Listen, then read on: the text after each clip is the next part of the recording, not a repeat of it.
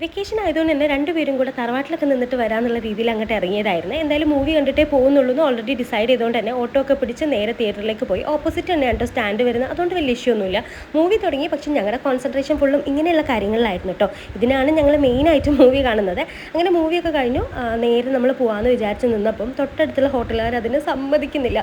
കാരണം അവിടെ നല്ല ചിക്കൻ ഫ്രൈയും പൊറോട്ടയും ഒക്കെ ഉണ്ടായിരുന്നു. അതൊക്കെ കൂട്ടി അടിക്കാതെ എങ്ങനെയാണ് പോവുക. അങ്ങനെ അതും കഴിഞ്ഞ് ഞങ്ങൾ നേരെ ബസ് സ്റ്റാൻഡിലെത്തി.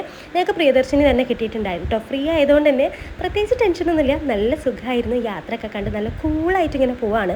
പക്ഷേ ഒരു ട്വിസ്റ്റ് നടന്നിട്ടുണ്ടായിരുന്നേ. ആ ഒരു ബിൽഡിംഗ് ഉണ്ട്, ആ ഒരു ഗ്രീൻ കളർ ബിൽഡിങ്, അവിടെയായിരുന്നു ഞാനും എൻ്റെ ഫ്രണ്ട്സും പഠിക്കുന്ന സമയത്ത് നിന്നിട്ടുണ്ടായിരുന്നു. അതൊക്കെ കണ്ടപ്പോൾ എനിക്ക് ആകെ സങ്കടം എന്തൊക്കെയോ ആയി. എനിക്കാണെങ്കിൽ എന്തെങ്കിലുമൊക്കെ അങ്ങ് കിട്ടിയാൽ മതിയല്ലോ. പിന്നെ എന്തായാലും ഞങ്ങൾ മുക്കത്തെത്തി. അപ്പോഴേക്കും കൊച്ചു ഞങ്ങൾ ഡ്രോപ്പ് ചെയ്യാമെന്നാണ് പറയുന്നത്, പിക്ക് ചെയ്യാനായിട്ട് വന്നിട്ടുണ്ടായേ. എന്നിട്ട് ഞങ്ങൾ നേരെ തറവാട്ടിൽ പോയിട്ട് ഡ്രസ്സൊക്കെ മാറ്റിയത് കസിൻസിൻ്റെ ഒക്കെ കൂടെ വന്നിരുന്ന് ഇങ്ങനെ അടിച്ച് പൊളിക്കുകയാണ്. ഇനി ബാക്കി വീഡിയോ പിന്നെ. അപ്പോൾ ഓക്കെ, ടാറ്റാ.